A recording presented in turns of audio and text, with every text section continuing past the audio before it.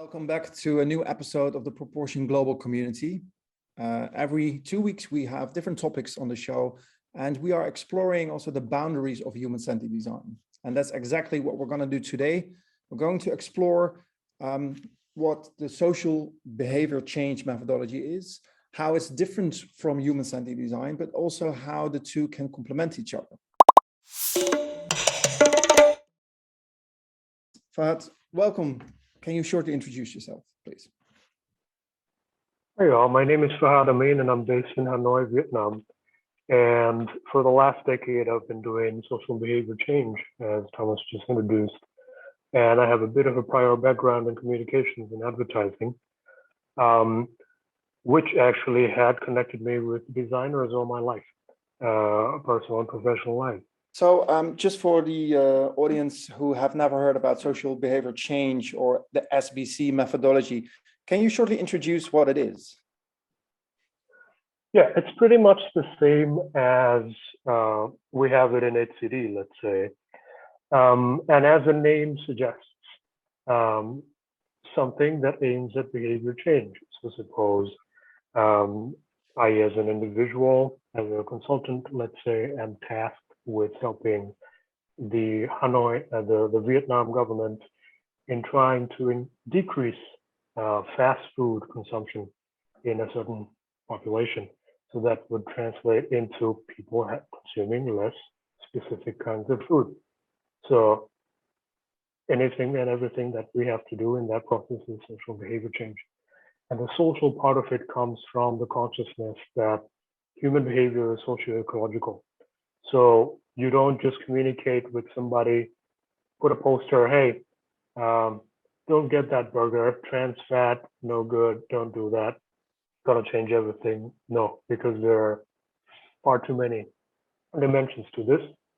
And social behavior change tries to have a process touch as many, let's call them influencing points as possible in that social ecological setup.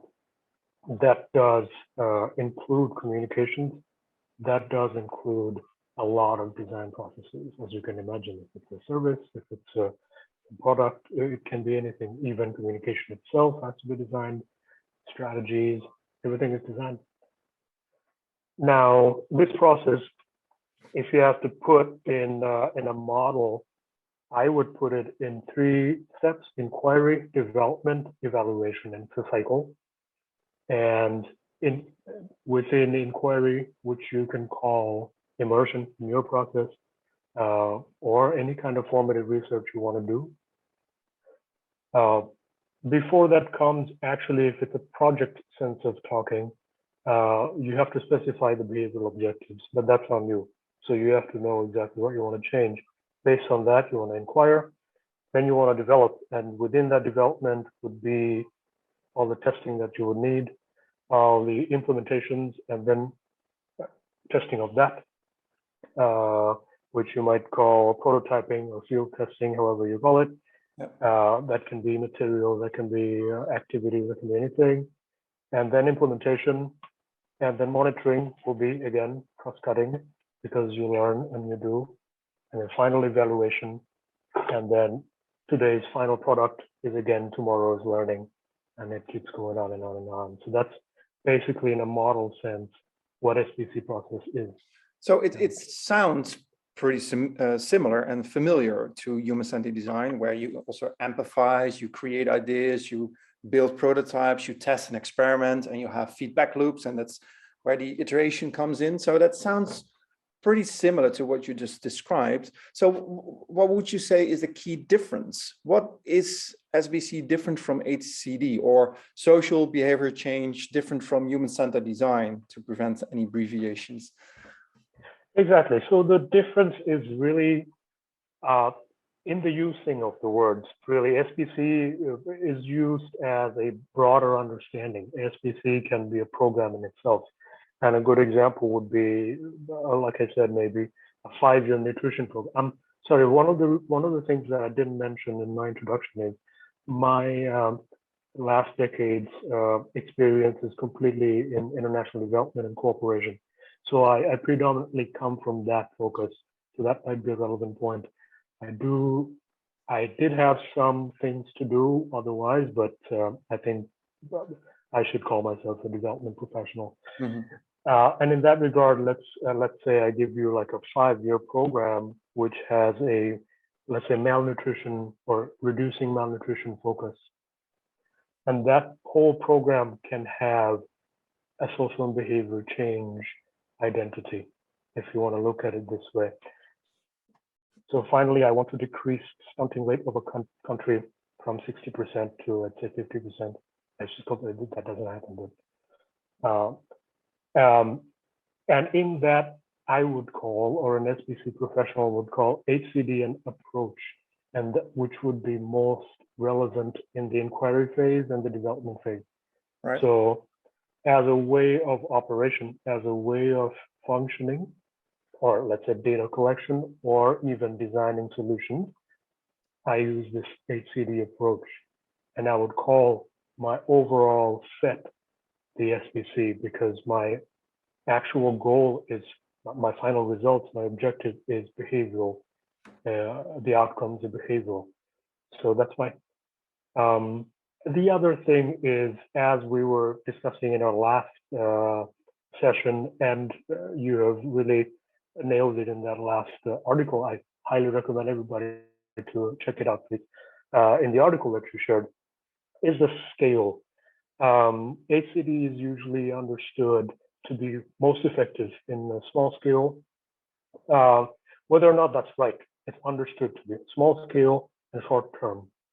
But SBC is looked at as a process that is meant to be, that is, because it's long term, it's called SBC. It cannot be short term. Otherwise, it would just be like a communication campaign or something. So so the SBC duration, has to be, the scope is longer. So yeah.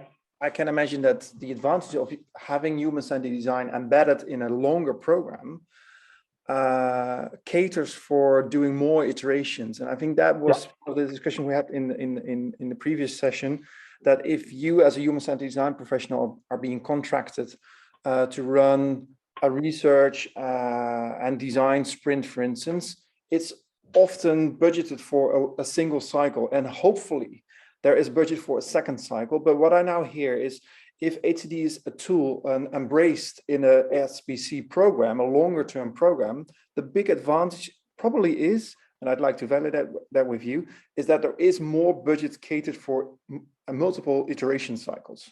Is that correct? Is that a correct assumption? Absolutely, and it's within my very recent experience also in Indonesia.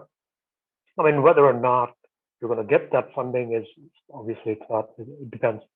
But it definitely creates a scope. And good example is from Indonesia, where we used HCD approach for formative research. And as you know, Indonesia is huge. So even though the scope was, the ultimate objective was to inform the government on a scalable, SBC programming based on the data collected through this HCD. But actually what we realized is this is not enough. We have to do this. Maybe we can train university students. Maybe we can do multiple more strategies, and then we will gain an actual more. So HCD will produce deeper understandings. And as you want to go deeper, you will probably need more time. The higher the quality, the more time you will spend, the more concentrated the resources, and so on and so forth. So it's kind of, as far as my experience goes, it's necessary that you need, if you're working in a country like Philippines, United States, Indonesia, talk about huge ones, right? China, India, it's inevitable. You can't do a one HCD program in Kerala, and then you can't expect this to work India-wide. It might or might not, but this is just not recommendable. So yeah, if that answers your question in this way. Yeah, absolutely. And I think one other different element I see is that social behavior change by default is a systemic challenge, whereby human-centered design might be focusing on a part of the system that you want to change, where social behavior change is by default recognizing multiple stakeholders, multiple influences on the behavior, how to change it. So again, this could also be a huge opportunity. I think a lot of human-centered design professionals do see the systemic issue, but often the project is not allowing that broadness of scope to engage with many stakeholders. So often it's more limited. Also, again, maybe due to budget constraints and time constraints. So again, collaborating as a human-centered designer in a social behavior change program might open up much more scope to engage with multiple stakeholders in the design process. Is that correct? Yeah, exactly. I mean, within suppose the inquiry phase, like I said, and it's not only working with how do I put it? So let's say you have a multi-sectoral program, and then your I don't like this word, but let's say beneficiaries, or let's say in your terms, say clients, would be the end users, the community, individuals, whichever groups you think about.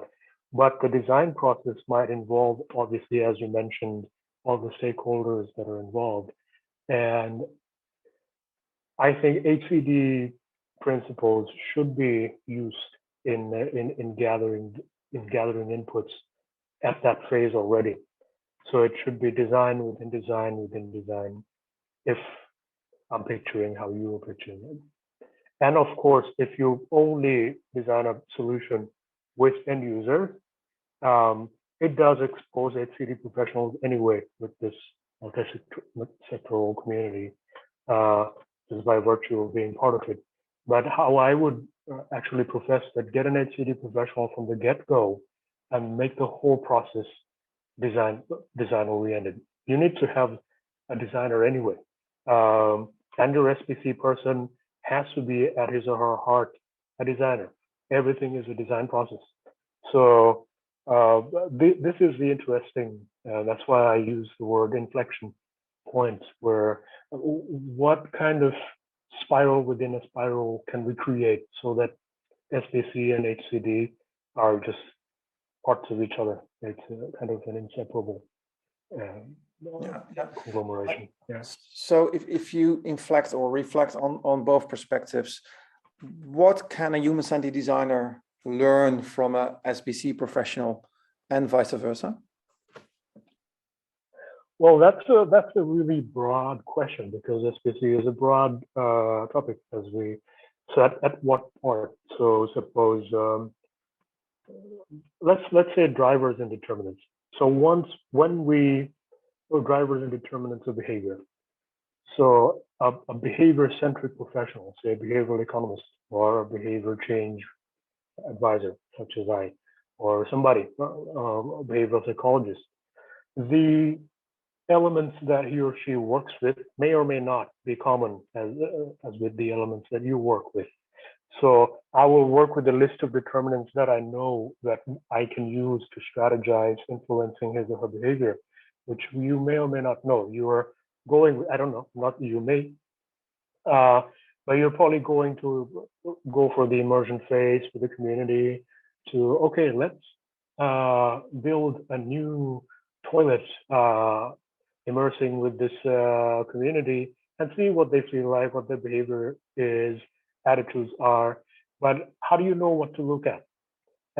Maybe you know, maybe you don't. And this is where the behavioral professional comes with that whole list of what do you look at? What, like self-efficacy? Is it access? Is it their sense of disgust? What are these drivers and determinants that actually dictates the success or failure of the final product?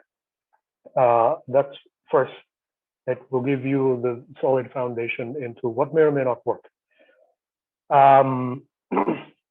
Secondly, I would say the process itself.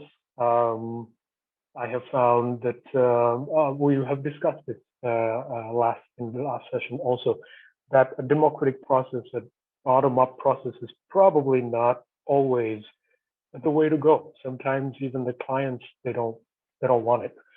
So, and SPC even though it's supposed to be bottom up, even though it's supposed to be um, ground up, democratic, and so on. But I myself personally come from a bit of a